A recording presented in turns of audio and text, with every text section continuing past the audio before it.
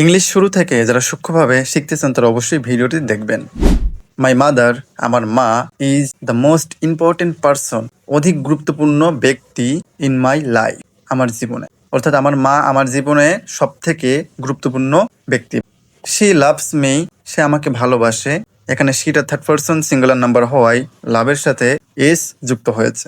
She loves me, সে আমাকে ভালোবাসে ভেরি মাচ, অনেক বেশি।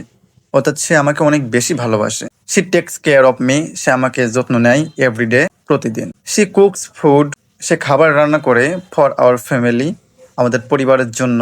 And keeps the house clean, এবং বাসাটাকে পরিষ্কার রাখে। মাই মাদার হেল্পস মি, আমার মা আমাকে সাহায্য করে উইথ মাই হোমওয়ার্ক, আমার হোমওয়ার্কের কাজে আমার মা আমাকে সাহায্য করে। She tells me good stories, সে আমাকে খুব ভালো ভালো গল্প বলে অ্যাট নাইট, রাতে। শি অলওয়েজ টিচেস মি, সে আমাকে সর্বদা শিক্ষা দেয়।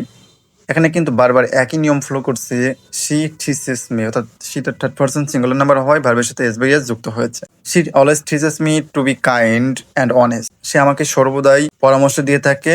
She is very hard working, সে অনেক কঠোর পরিশ্রম করে। অ্যান্ড নিভার গেটস টায়ার্ড, এবং কখনোই ক্লান্ত হয় না।